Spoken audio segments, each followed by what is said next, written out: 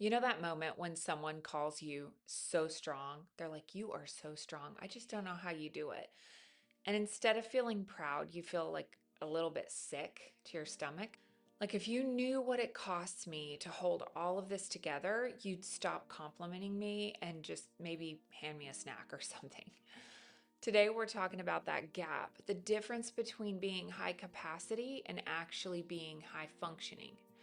Because a lot of us have built a whole identity around being the strong one, the go to, the one who can handle anything. And meanwhile, our actual life does not feel sustainable at all.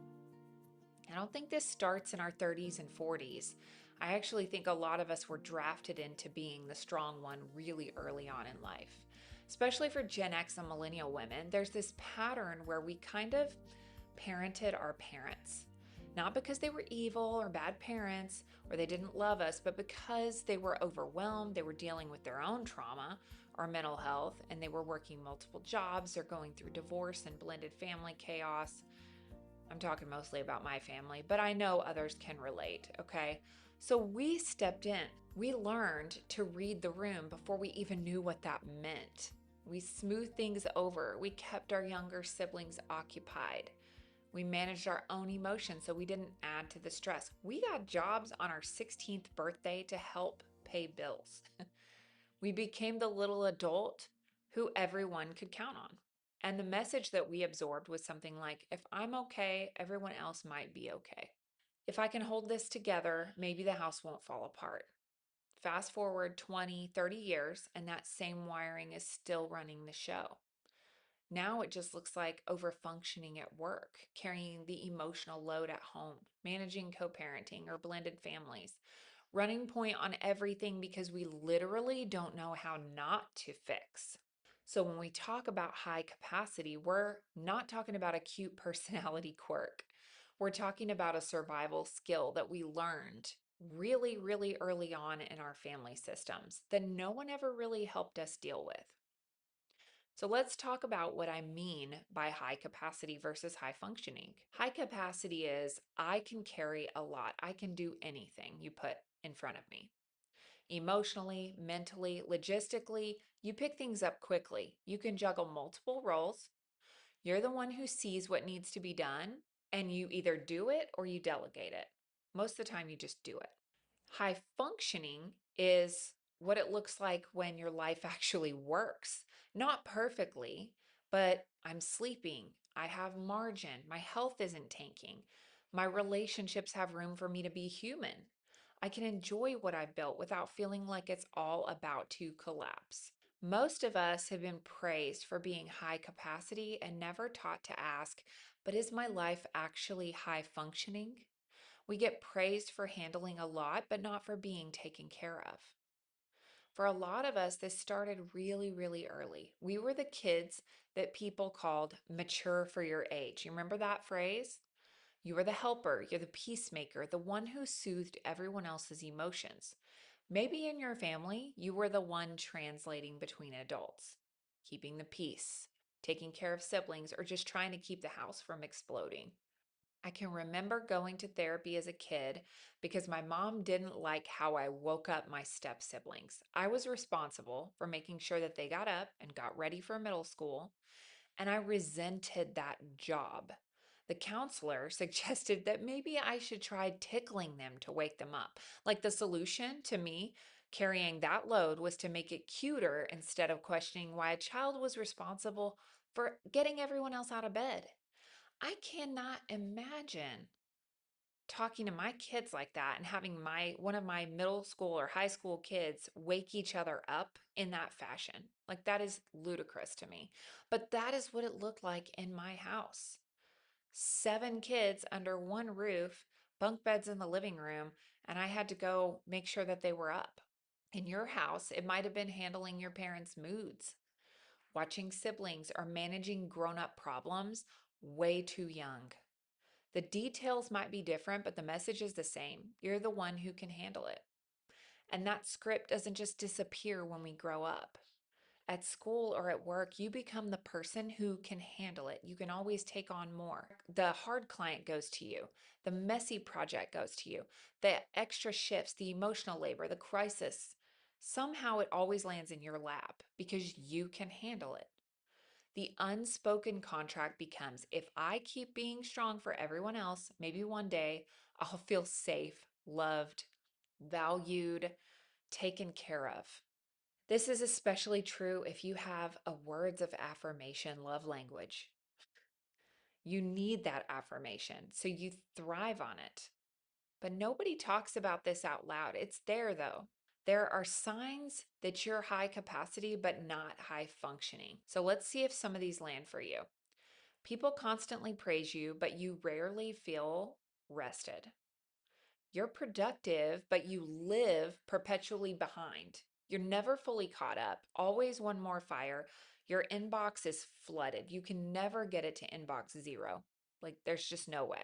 You just can't seem to keep caught up, and it leaves you feeling defeated. Even though you're the one that does it all, you feel like you're not good enough. You're not doing enough. You hold space for everyone else's feelings, but when it's your turn, you feel like it's too much or you just shut down. Your body is starting to keep score. You have headaches, you have tummy issues, you have insomnia, stress eating or drinking. No, it's not always perimenopause. We can't blame perimenopause for everything. Most of your relationships are you pouring out. Very few feel truly mutual.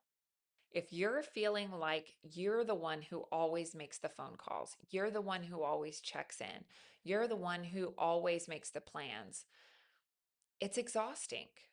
You only let yourself fall apart in private. If you're nodding along with a lot of these, then you're not broken. You're not dramatic, as some people may have you believe. You are a high capacity woman whose life has not been allowed to be high functioning. So I'm going to tell you a story here. I want to bring this out of theory and into real life for a minute because this isn't just something that I went through a few years ago. This week, I hit a wall at work. Over the past 6 months, my role has grown exponentially. I've taken on more responsibility, more client accounts, more onboarding of new staff, and some really complex enterprise clients, like really big clients. Because I'm really good at seeing where things are broken and how they could work better, I have become known as the fixer. And my boss has even created a phrase for this. She says, I love to dig up dead bodies and drag them out of the grave so I can fix all the problems. She means it as a compliment. In a lot of ways, it's a superpower. She calls it my superpower. I can see the patterns and I can spot the issues in our solutions or our products. And I care about making things right for our clients and their clients, right? But here's the shadow side of that. When you are the one uncovering the problems, somebody has to fix them. Someone has to be held accountable. And often that person ends up feeling like the bad guy. So, as I've been in this role, really digging in, I've quietly taken on more and more responsibility, more accounts, more launches, more difficult conversations, more strategic conversations. The load just keeps increasing. Then, this week, a client was particularly harsh with me. Nothing crazy or outrageous, but just that sharp kind of feedback that hits you in the place that you're already worn thin. I could get 1,000 at girls, but one negative comment can leave me spiraling. For me, this was the straw that broke the camel's back. I reached a point where I just couldn't keep putting on the brave face. I went from, I've got it, I can handle it, to I am not okay very fast. What's interesting is that inside the company, people are very kind. I hear things like, we'd be so screwed if you ever left. You do so much. You're such an asset. I'm also encouraged to set boundaries, to protect my mental health, and to have a work life balance. And I believe that's sincere. I want to believe it's sincere. But here's the tension at the same time, more is always needed. More fires, more accounts, more projects. And if I don't fix it, who's going to? And I know there are so many of you who can relate to that phrase. So the spoken message is, hey, take care of yourself. But the lived message is we really need you to keep carrying all of this. Like you're doing such a great job. So in the last week or two, it just hit me how much I've been giving my all to this job and leaving nothing for myself. I've stopped working out regularly. I don't have a work life balance. When my kids are home, my brain is so fried that I'm distracted and disconnected, and I only get my kids 50% of the time because divorce, right? My ex husband gets them 50% of the time. So when I do have them, I want nothing but to be emotionally available. I'm physically present, but I just don't have much left to listen or engage the way that I should. And that's not the kind of mom or woman I want to be. That's not good for anyone. So when I talk about high capacity, but not high functioning, I'm not pointing a finger at those people over there. I'm talking about me right now. I'm grateful for the opportunities that I've had, and if you've listened to me for a while, you'll know I'll share more next week about how I went from being on a performance improvement plan last year to being promoted in 6 months. That's a whole story. But promotion doesn't magically heal the part of me that overfunctions. In some ways, it amplified it. I became the person everyone goes to for help at work, at home, everywhere. And this week was my wake up call that something has to shift. Not because my company's full of villains, but because my capacity isn't infinite and my life outside of work matters too. I'm sharing that not to drag my workplace or your workplace, but to show you how this plays out in real time for a lot of us. We get affirmed for being the fixer, the go to, the problem solver. And at the same time, the weight of that role can quietly crush the parts of our life that matter the most. So if you've had your own moment where the straw broke the camel's back recently, maybe at work, maybe at home, I want you to know that you're not crazy. You're not ungrateful and you're not weak. It might just be your body and your heart saying, we can't keep doing it this way. Let's talk about what it costs to live here long term. So, first, you start resenting the job, the kids, the partner, the church, the group, not because you don't love them, but because you are exhausted and they never stop needing you. Do not feel guilty for these feelings. It doesn't make you a bad person, it makes you real. It's okay to say that to yourself, say it to your partner, say, I'm exhausted. And quite frankly, I'm starting to feel a little bit resentful because I don't have time for myself. I don't know how to disconnect from this job or whatever is causing you to be distracted. The next thing is disconnection. Your life looks impressive from the outside, but you feel absent from it. It's like you built this whole thing and forgot to include yourself in it. And the third thing is self betrayal. You keep saying yes while everything in you is screaming, hell no. You override your body, your limits, your gut. And then there's this spiritual or emotional fallout. You start thinking, is this what you have for me, God? Is am I meant to carry everything? And you think that you were built to be the strong one and this is just your role forever. It's never going to change. Meanwhile, the people who love you the most are getting the leftovers of your energy. So, what if our definition of strong is part of the problem? We've been told that strong means you can take anything. You can never break, you never need help, you're always fine. But what if strength is actually something different? What if strong is telling the truth about where your life is going and what it's doing to you, to your mental health, to your body? Strong is knowing your limits and honoring them. It's letting other adults carry the share instead of silently doing it all. It's asking for help. Strong is choosing rest and boundaries before your body forces them. So here's a line I want you to try on. Strong is a woman whose life is allowed to fit her nervous system, not just her resume. You're not weak for wanting your life to be livable. You are wise. If you're like most high capacity women, this is where you're tempted to turn this into another project. Okay, cool. I'll redesign my entire life on Monday. No, I want to give you a few tiny shifts instead, things you can actually do starting today. Name your real capacity for this season. Ask yourself, given my actual life right now, today, kids, work, health, everything, what can I hold? What do I have the capacity for? Not what you wish you had the capacity for, but what is real. Number two, do a layer down check before you say yes. When a new request comes in, ask yourself, if I say yes to this, what will it cost me in sleep, sanity, or resentment? Sometimes you'll still say yes, but at least you're saying yes with your eyes open. You know the cost of saying yes. And number three, subtract before you add. One in, one out. Make a new rule for yourself. I don't take on a new responsibility without dropping or delegating something. If you add a new committee, a team, a client, a commitment, something else has to go. Make room so that your capacity is not overflowing. Then practice disappointing people safely. This one's really tough for people pleasers, for those who are go getters, they're doers. Pick one low stakes thing this week where you would normally say yes and say no. And you don't have to over explain yourself. You can literally just say no. That's a complete sentence. Let it feel uncomfortable. Let it be practice.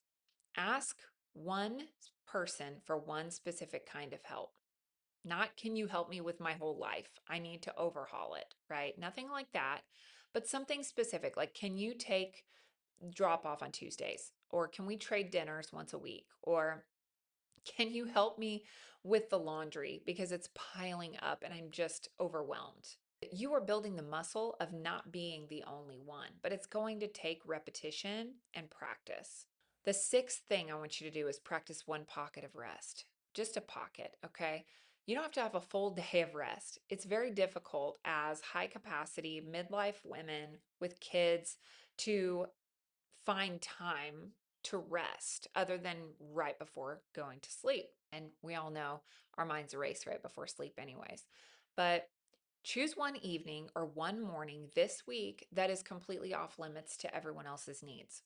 No errands, no catch up work, just you. Even if it's just 30 minutes, treat it like a standing appointment. Take that time for yourself and call it me time, mom time, whatever you want to call it. It's your time to do whatever you want, whatever you need in that moment. Pray, meditate, read a book, go for a drive, sit at the beach, whatever you need to do. Go pick up some takeout and sit in your car and watch TikTok reels. I don't care. Whatever it is that you need for you, do it without distraction, without anyone else asking you for anything. And I want to leave you with two questions to sit with this week. Number one is, where am I performing strength while secretly falling apart? It's time to name this area where you are overperforming, but really struggling inside. Something that maybe you don't want to say out loud because you don't want to admit it. And then the second question is, what would a version of my life be that's even 10% more functional? Write this down, talk to a friend, bring it to therapy or coaching if you have that. If you want to put some language around what you're carrying, I'll link a couple of core posts in the show notes. If this episode hit home and you want more conversations like this, make sure you're following the podcast so you don't miss the upcoming episodes and in this series. If you're realizing that you can't keep being the strong one in the room, the circle is where we practice this together. You don't have to figure this out alone. You were never meant to carry everything alone. So next week, I'm going to talk about the story I hinted at earlier, how I went from being on a PIP, performance plan, this time last year to getting promoted 6 months later. On paper, it looks like a redemption arc, a total glow up. And in many ways, it was a gift. But there's a side of that story we don't talk about much. What rapid success does to your nervous system when you're already exhausted, and how becoming the go-to person for everything can quietly wreck your life if you're not paying attention. We're going there in the next episode. You don't have to prove your strength by burning yourself to the ground. You are already high capacity. Now we're going to learn how to build a life that's actually high functioning. I am so glad you're here.